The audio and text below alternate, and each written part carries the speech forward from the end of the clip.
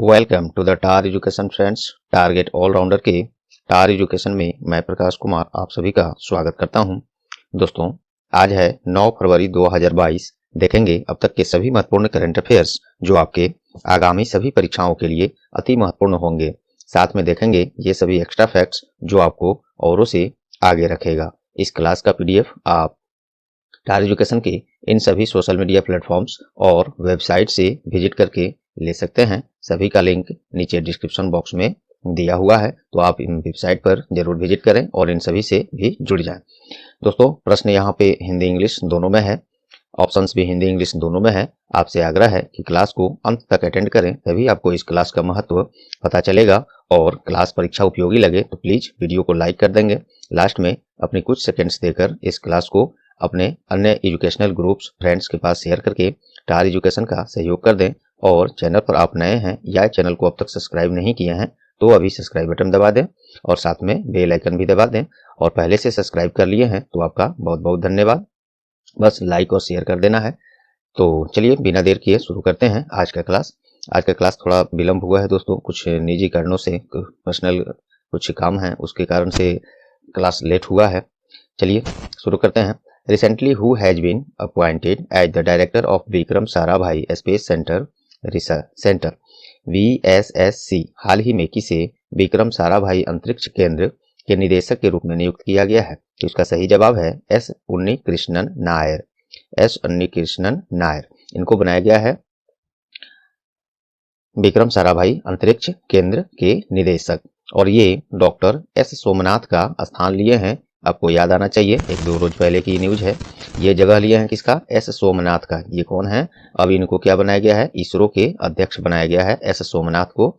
इन्हीं के जगह पर अब S. उन्नीकृष्णन नायर को VSSC अर्थात विक्रम साराभाई अंतरिक्ष केंद्र के निदेशक के रूप में नियुक्त किया गया है। आइए कुछ देखते हैं इसके बारे में। Vikram Sarabhai space centre VSSC, इसका फॉर्मेशन कब हुआ था? 21 नवंबर 1963। हेडक्वार्टर इसका तिरुवनंतपुरम है जो केरला में है, केरला की राजधानी भी है। और डायरेक्टर कौन है इसके? वही हो गए जिसके आधार पर ये प्रश्न है आज, S. उन्नीकृष्णन नायर। और ये इसरो का ही पेरेंट एजेंसी है, उसी के अंडर में ये चलता भी है। तो ये प्रश्न का जवाब आप याद रखेंगे। आइए अब ऑप्शन से हम लोग कुछ महत्वपूर्ण चीजें देखते हैं। ये ध्यान रखिएगा, इसरो के नए चेयरमैन कौन बने हैं? तो ये S. सोमनाथ, इन्हीं का जगह लिए हैं S. उन्नीकृष्णन नायर। आइए ऑप्शन से अब कुछ महत्वपूर्ण नियुक्तियां नई करंट अफेयर से रिलेटेड हाल फिलहाल के हम लोग देख लेते हैं। चलिए, दिनेश प्रसाद सकलानी, इनको हाल ही में NCERT के निदेशक के रूप में नियुक्त किया गया है। दिनेश प्रसाद सकलानी को NCERT के निदेशक बने हैं दिनेश प्रसाद सकलानी। NCERT जिसका फुल फॉर्म क्या होता है? National council of educational research and training. इसका स्थापना कब हुआ था? 1961 में। हेडक्वार्टर न्यू दिल्ली है और इसके डायरेक्टर दिनेश प्रसाद सकलानी हो गए, जिनकी हम लोग चर्चा कर रहे हैं। चलिए नेक्स्ट है M. जगदेश कुमार, इनको क्या बनाया गया है? तो हाल ही में UGC अर्थात यूनिवर्सिटी ग्रांट कमीशन, हिंदी में उसको विश्वविद्यालय अनुदान आयोग कहते हैं। तो UGC के अध्यक्ष कौन बनाए गए हैं? M. जगदेश कुमार। UGC की स्थापना 28 दिसंबर 1953 में 1953 में। इसका हेडक्वार्टर भी न्यू दिल्ली है और M. जगदेश कुमार इसके चेयरमैन हो गए UGC के, तो याद रखिएगा। चलिए, डॉक्टर V. अनंत नागेश्वरन, इनको क्या बनाया गया है? तो हाल ही में इनको भारत के नए मुख्य आर्थिक सलाहकार नियुक्त किया गया है, डॉक्टर V. अनंत नागेश्वरन को। ये तो हो गए भारत के नए मुख्य आर्थिक सलाहकार। और केंद्रीय वित्त मंत्री भी कौन है? निर्मला सीतारमन है। निर्मला सीतारमन, जो एक और जीके से संबंधित इनको याद रख सकते हैं, रमन। और ये निर्मला सीतारमन केंद्रीय वित्त मंत्री, भारत की पहली महिला पूर्णकालिक वित्त मंत्री हैं। ये भी आप याद रख सकते हैं। चलिए, कल और कई दिनों से मैं बताते आ रहा था केंद्रीय वित्त सचिव के बारे में, तो कल भी मैंने बताया था। आज आप लोग कमेंट में इसका जवाब दें, केंद्रीय वित्त सचिव अभी कौन है? कल की क्लास में भी मैंने आपको बताया था। तो चलिए पहले प्रश्न से दोस्तों, ये सभी एक्स्ट्रा फैक्ट्स, ऑप्शन से ये सब फैक्ट्स आपको मैंने दिया। उम्मीद करता हूँ ये आपको पसंद आए होंगे और परीक्षा उपयोगी लगे होंगे। अगला प्रश्न देखिए, which actor has been appointed as the brand ambassador of Uttarakhand state recently. हाल ही में किस अभिनेता को उत्तराखंड राज्य का ब्रांड एम्बेसडर नियुक्त किया गया है? तो इसका सही जवाब है अक्षय कुमार को उत्तराखंड राज्य सरकार ने उत्तराखंड की संस्कृति और पर्यटन को बढ़ावा देने के लिए अक्षय कुमार अभिनेता को अपना ब्रांड एम्बेसडर राज्य का नियुक्त किया है। आइए उत्तराखंड के बारे में देखते हैं। उत्तराखंड की राजधानी दो ठो है, एक है देहरादून विंटर सीजन के लिए, एक है गैरसैंण समर सीजन के लिए। स्थापना इसका 9 नवंबर सन 2000 में किया गया था। मुख्यमंत्री वर्तमान में पुष्कर सिंह धामी हैं और राज्यपाल वहां पे कौन है, गवर्नर कौन है उत्तराखंड में?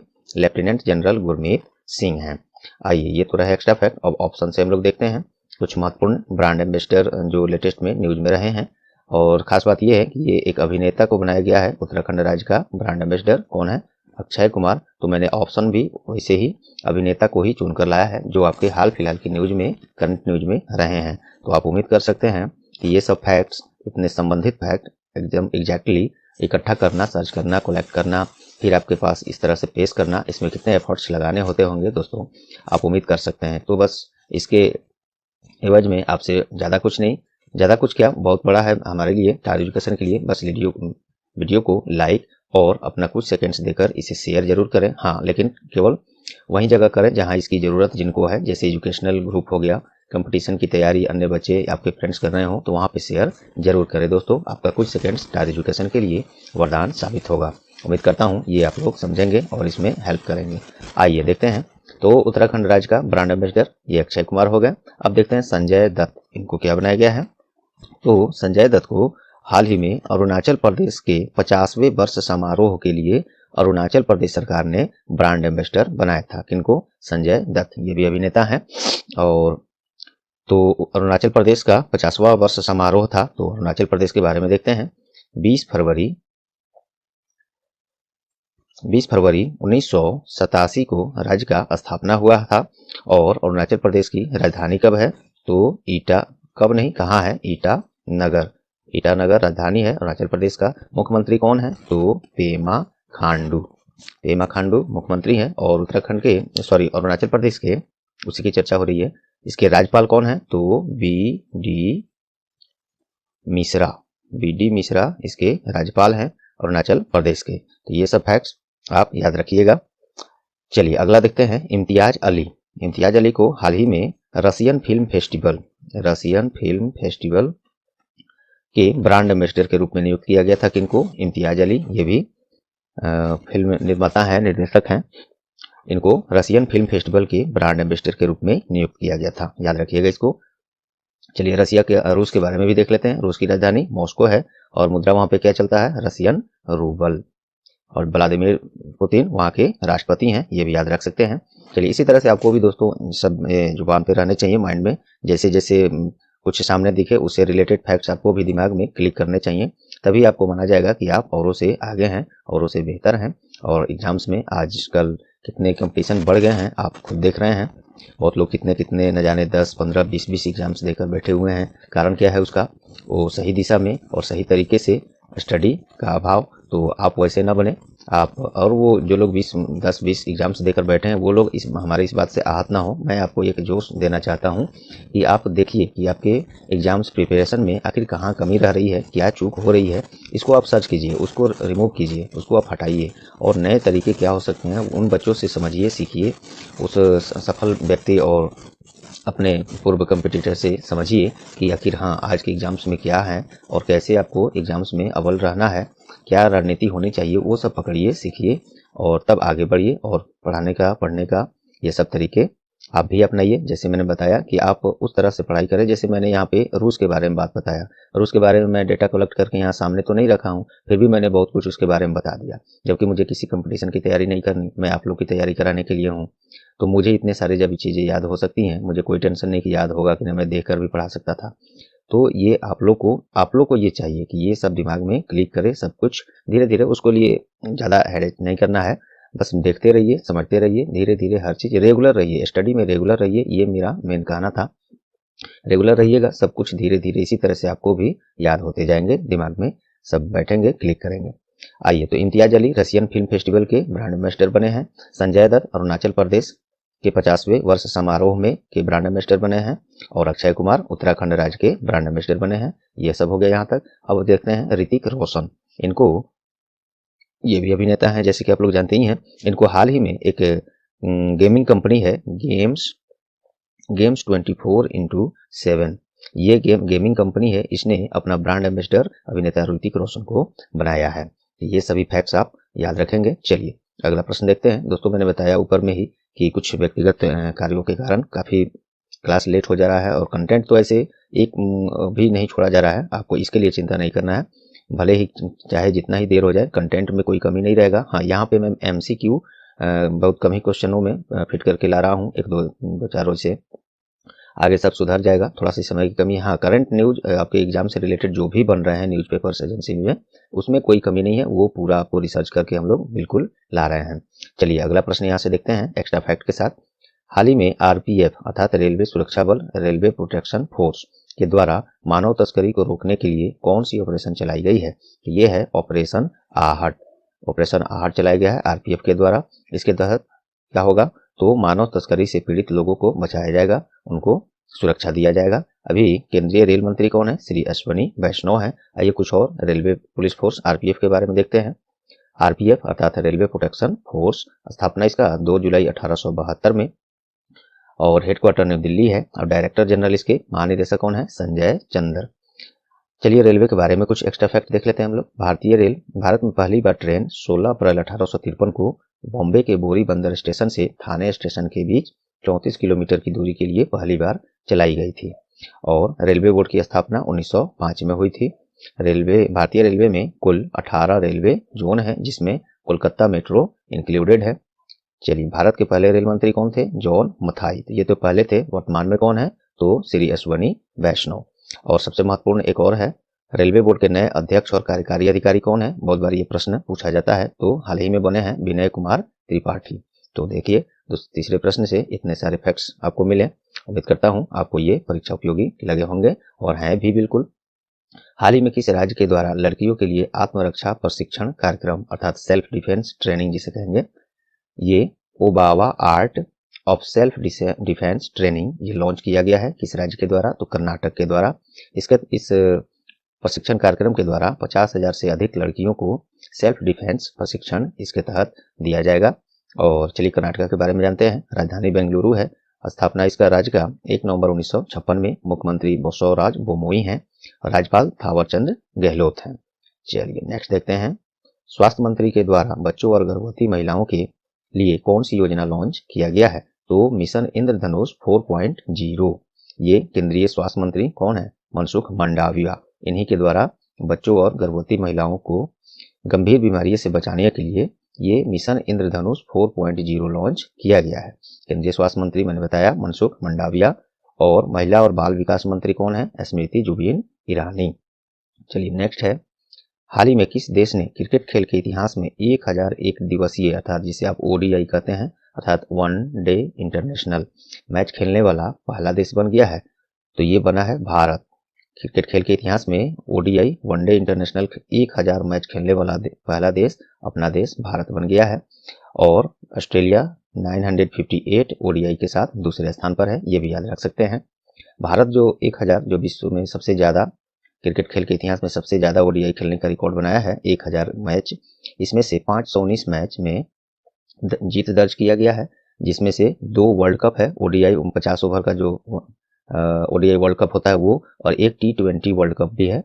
इसमें से T20 वर्ल्ड कप मुझे लगता है शायद MS धोनी के कैप्टनशिप में, और एक इसमें से भी MS धोनी के कैप्टनशिप में भी जीता गया था। तो ये सब फैक्ट्स आप याद रख सकते हैं। आइए BCCI के बारे में देखते हैं। क्या है ये? Board of control for cricket in India. Bharat में सभी क्रिकेट खेल का आयोजन BCCI ही कराता है। स्थापना 4 दिसंबर 1928 में और प्रेसिडेंट इसके प्रमुख कौन है? सौरव गांगुली, जो 39वें क्रम के हैं। और सचिव कौन है BCCI के? तो ये हैं जय शाह, जो केंद्रीय गृह मंत्री। और भारत में एक नया मंत्रालय बना है हाल ही में, सहकारिता मंत्रालय। उसके सबसे पहले मंत्री श्री अमित शाह के ये पुत्र हैं, श्री जय शाह। चलिए नेक्स्ट देखते हैं। हाल ही में टाटा ओपन महाराष्ट्र टूर्नामेंट 2022 का मिश्रित युगल खिताब किसने जीता है? इसमें मैं सिंगल भी दे सकता था, मैंने मिक्स डबल्स का ये प्रश्न बनाया है। सिंगल भी देता लेकिन मिक्स डबल वाला में इंडियन प्लेयर्स हैं, सिंगल वाले में अदर कंट्री के हैं, जिसकी डाटा मैं इसमें अभी दिया हूँ, नीचे देखेंगे। तो टाटा ओपन महाराष्ट्र मिश्रित युगल खिताब मिक्स डबल जिसे कहते हैं, ये किसने जीता है? तो रोहन बोपन्ना और आर रामनाथन। ये ओपन से आप याद रखिएगा। और ये किस खेल से संबंधित है लोग, इसी से आप पकड़ सकते थे, टेनिस से संबंधित है ये, रोहन बोपन्ना और आर राजकुमार। आर राजकुमार का पूरा उनका नाम ही है पूरा राजकुमार रामनाथन, जिसे शॉर्ट में आर रामनाथन कहते हैं। इन दोनों ने टाटा ओपन महाराष्ट्र टूर्नामेंट 2022 का मिक्स डबल जीता है, मिश्रित युगल खिताब जीता है। अब आइए इसका देखते हैं, इसका आयोजन कहाँ हुआ था। तो ये महाराष्ट्र के पुणे में इसका आयोजन किया गया था। और पुरुष एकल खिताब, और सबसे बड़ी बात ये जो है टाटा ओपन महाराष्ट्र टूर्नामेंट, ये पुरुष वर्ग का ही खेल है ये केवल। और इसमें पुरुष एकल खिताब किसने जीता है? तो ये पुर्तगाल के, सब ध्यान से नोट कीजिएगा इसको, पुर्तगाल के जोआओ सूसा ने फिनलैंड के एमिल रुसुवोओरी को हराकर सिंगल खिताब इसमें जीता है टाटा ओपन महाराष्ट्र का। और इसमें और क्या जान सकते हैं आप, यहाँ पे मैंने दिया है, देखिए महाराष्ट्र ओपन इसका मेन नाम है, लेकिन इसका स्पॉन्सरशिप टाटा कराता है, तो इसलिए इस बार इसका नाम टाटा ओपन महाराष्ट्र रखा गया है। पुणे भारत में आउटडोर हार्ड कोर्ट पर खेला जाने वाला एक पेशेवर पुरुष टेनिस टूर्नामेंट है, जो मैंने ऊपर ही आपको बता दिया था। तो ये सब फैक्ट्स आप याद रखिएगा। नेक्स्ट देखते हैं, हाल ही में जारी सांसद आदर्श ग्राम योजना SAGY रैंकिंग में किस गांव ने पहला स्थान हासिल किया है? तो ये किया है बेनमपल्ली, तेलंगाना राज्य में है ये गांव बेनमपल्ली, और वो भी करीमनगर जिला में। इसने सांसद आदर्श ग्राम योजना में पहला स्थान हासिल किया गया है। देखिए टॉप जो गांव का सूची बनाई गई उसमें से 7 गांव केवल तेलंगाना राज्य से हैं इस सांसद आदर्श ग्राम योजना की सूची में, जो अव्वल रहे हैं जो गांव विलेज। देखिए सांसद आदर्श ग्राम योजना एक ग्रामीण विकास कार्यक्रम है, जिसमें सांसद लोग जो हैं विकास के लिए एक एक गांव को चयन करते हैं, एटलीस्ट एक गांव को चयन कर सकते हैं, करेंगे या मैक्सिमम भी कर सकते हैं। तो ये एक अच्छी पहल है, हर सांसद अपने अपने किसी न किसी कहीं से भी गांव को गोद ले सकते हैं और उसका स्वर्णिम विकास करने का काम करते हैं। चलिए तेलंगाना से है ये बेनमपल्ली गांव, तो देखते हैं तेलंगाना के बारे में। राजधानी हैदराबाद है। राज्य का स्थापना 2 जून 2014 में आंध्र प्रदेश से अलग करके किया गया था। मुख्यमंत्री वर्तमान में के चंद्रशेखर राव है। राज्यपाल तमिलिसाई सौंदरराजन है। तमिलिसाई सौंदरराजन को कहाँ का अतिरिक्त प्रभार दिया गया है? तो इनको मुझे लगता है शायद पुदुचेरी, अगर मैं क्लियर हूँ, पुदुचेरी का एडिशनल चार्ज इनको दिया गया है उपराज्यपाल का। यदि सही है तो इसको आप कमेंट में कंफर्म करें, अन्यथा क्या कंफर्म जरूर करें। सही है, मैं सही इसको अनुमान लगाया हूँ, क्योंकि थोड़ा सा कंफ्यूजन है इस पर, मुझे दिमाग में आया कि बता दूं, तो आप लोग इसको क्लियर करके कमेंट में जरूर बताइए। चलिए नेक्स्ट देखते हैं, टीवी सीरियल महाभारत में भीम का किरदार निभाने वाले अभिनेता का हाल ही में निधन हुआ है। क्या नाम है उनका? तो प्रवीण कुमार सोबती। अभी उम्र उतनी इनकी हुई तो नहीं थी, कार्डियक अरेस्ट हार्ट अटैक के कारण इनका निधन हुआ है। मात्र 74 वर्ष की उम्र थी इनकी। अभी वैसे भी कम भी नहीं है, लेकिन 74 वर्ष ज़्यादा भी नहीं है उस हिसाब से। तो ये जाने माने अभिनेता और इससे पहले एथलीट भी रह चुके हैं, और BSF में डायरेक्टर जनरल सहित कई अन्य रैंक भी इनको प्राप्त था। अर्जुन अवार्ड से सम्मानित भी थे। और सबसे बड़ी बात, महाभारत जो टीवी सीरियल है उसमें भीम का किरदार यही निभाए थे। तो इनका नाम है प्रवीण कुमार सोबती। फोटो से तो आप लोग पहचानते ही होंगे, नाम नहीं याद होगा तो नाम है प्रवीण कुमार सोबती। इनका निधन हो गया है 74 वर्ष की उम्र में। तो ये सब फैक्ट थे। और ये जब एथलीट थे तो उस समय देखिए एशियन गेम में 1966 में 1970 में स्वर्ण पदक भी जीते थे। अन्य बहुत भी खेलों में ये शामिल रहे हैं, लेकिन महत्वपूर्ण जो था मैं आपको यहाँ पे दे दिया है। चलिए प्रवीण कुमार सोबती याद रखिएगा। नेक्स्ट है, हाल ही में किस दिन सुरक्षित इंटरनेट दिवस मनाया गया है? तो ये 8 फरवरी को मनाया गया है। प्रत्येक वर्ष 8 फरवरी को नहीं मनाया जाता, ये फरवरी महीने के दूसरे सप्ताह के दूसरे दिन, ये सब याद रखिएगा। तो इस बार पड़ा है ये 8 फरवरी को सुरक्षित इंटरनेट दिवस। सुरक्षित इंटरनेट दिवस का उद्देश्य उपयोगकर्ताओं को सुरक्षित और बेहतर इंटरनेट सेवा उपलब्ध कराना है। सुरक्षित इंटरनेट दिवस 2022 का थीम क्या है, विषय क्या है? तो together for a better internet, ये याद रखिएगा। नेक्स्ट है, हाल ही में किस देश ने भारतीय व्यापार यात्रियों के लिए वीजा मुक्त प्रवेश का सुविधा का घोषणा किया है? ये मालदीव ने किया है। मालदीव सरकार के अनुसार भारत के व्यापार यात्री जो भी हैं वीजा मुक्त उस देश में एंट्री ले सकते हैं, और अधिकतम 90 दिनों तक बिजनेस के सिलसिले में वहाँ पे बिना वीजा के रह सकते हैं। आइए मालदीव के बारे में जान लेते हैं। राजधानी माले है, मुद्रा वहाँ पे मालदीवियन रुपया चलता है और प्रेसिडेंट इब्राहिम मोहम्मद सोली हैं। चलिए नेक्स्ट है, स्वतंत्र भारत में पहली क्षुद्र ग्रह खोजकर्ता अर्थात स्वतंत्रता के बाद क्षुद्र ग्रह की खोज जो की जा रही थी उसके प्रमुख या खोजकर्ता कहिए, इनका हाल ही में निधन हो गया है। तो उनका नाम क्या है? तो आर राजा मोहन। भारतीय खगोल भौतिकी संस्थान बेंगलुरु में खगोल शास्त्री रहे प्रोफेसर आर राजा मोहन का निधन हो गया है।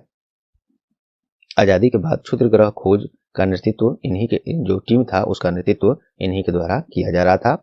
आर राजा मोहन, याद रखिएगा। नेक्स्ट है, हाल ही में इंडिया प्रेस फ्रीडम रिपोर्ट में कौन सा राज्य पहले स्थान पर है? तो जम्मू कश्मीर।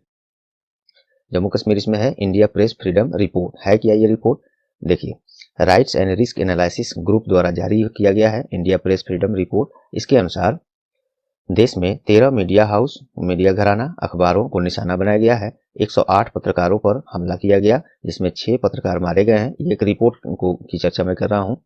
तो ये इंडिया प्रेस फ्रीडम रिपोर्ट जो है, इसमें जम्मू कश्मीर सबसे पहले, उसके बाद उत्तर प्रदेश, मध्य प्रदेश, त्रिपुरा, इस तरह से सूचीबद्ध हैं और टॉप स्टेट्स यही हैं इस सूची में। तो इसका मतलब क्या है? तो देखिए, 2021 में पत्रकारों और मीडिया कर्मियों को निशाना बनाया गया है। किस राज्य को ज़्यादा निशाना बनाया गया है वो क्रम यहाँ पे मैं क्रमित रूप से रखा हूँ। तो जम्मू कश्मीर में सबसे ज़्यादा मीडिया को ये टारगेट किया गया है। उसके बाद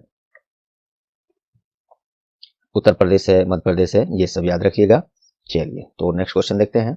हाल ही में कौन कोविड-19 के खिलाफ डीएनए वैक्सीन लगाने वाला विश्व का पहला देश बन गया है? ये न्यूज़ मुझे लगता है शायद वेबसाइट पर मैं 1-2 रोज पहले ही दे चुका था, छूट गया था, मैं इसको पुनः ला दिया हूँ। चलिए, तो कोविड-19 के खिलाफ डीएनए वैक्सीन लगाने वाला विश्व का पहला देश अपना देश भारत बन गया है कोविड-19 के खिलाफ। और ये जो है देखिए, जाइकोव-डी यही है दुनिया का पहला डीएनए वैक्सीन, जो अहमदाबाद स्थित वैक्सीन निर्माता कंपनी है जाइडस कैडिला, इसके द्वारा निर्मित किया गया है। डीएनए वैक्सीन दर्द रहित बिना सुई का टीका है जो 28 दिन और 56 दिन के अंतराल पर दिया जाना है। चलिए, भारत सरकार द्वारा इस वैक्सीन को, जिसकी चर्चा हम लोग कर रहे हैं, आपातकालीन प्रयोग के लिए मंजूरी भी दे दी गई है। इसे देख लीजिए, वैक्सीन का नाम है जाइकोव-डी, इसको बनाया है जाइडस कैडिला। ये सब आप याद रखिएगा। डीएनए वैक्सीन है और ऐसा करने वाला भारत विश्व का पहला देश बन गया है। नेक्स्ट है क्वेश्चन ऑफ द डे, आज का देखते हैं। चलिए, हाल ही में किसे एनसीईआरटी के निदेशक के रूप में नियुक्त किया गया है? ये कल मैंने प्रश्न कराया था कल के क्लास में, और मुझे लगता है आज भी चर्चा कर ही दिया हूँ शायद ऊपर। तो आपको इसका जवाब निश्चित ही याद होना चाहिए, मुझे उम्मीद है। तो कमेंट में इसका जवाब जरूर करें। याद नहीं है तो गूगल करें या कल का क्लास फिर से देखें हमारी, और कमेंट जरूर करें। याद नहीं है, जब उसे सर्च करेंगे आप तो आपको वो हमेशा के लिए याद हो जाएगा, एटलीस्ट एग्जाम तक के लिए तो जरूर याद हो जाएगा। चलिए, तो दोस्तों, उम्मीद करता हूँ आज का क्लास आपको परीक्षा उपयोगी लगी होंगी। यदि हाँ तो प्लीज वीडियो को लाइक कर दें। अपना कुछ सेकंड दे के इस क्लास को अपने अन्य एजुकेशनल ग्रुप और फ्रेंड्स के साथ जरूर शेयर करें जिनको इस क्लास की ज़रूरत हो। और आप चैनल पर नए हैं या चैनल को अब तक सब्सक्राइब नहीं किए हैं तो अभी सब्सक्राइब बटन दबा दें और बेल आइकन भी साथ में दबा दें, जिससे आगे आने वाले क्लास का नोटिफिकेशन आपको सबसे पहले मिले। और पहले से सब्सक्राइब कर लिए हैं तो आपको कुछ नहीं करना। आपका बहुत बहुत धन्यवाद। बस लाइक और शेयर जरूर कर देंगे। चलिए, मिलते हैं अगले क्लास में। तब तक के लिए goodbye, all the best.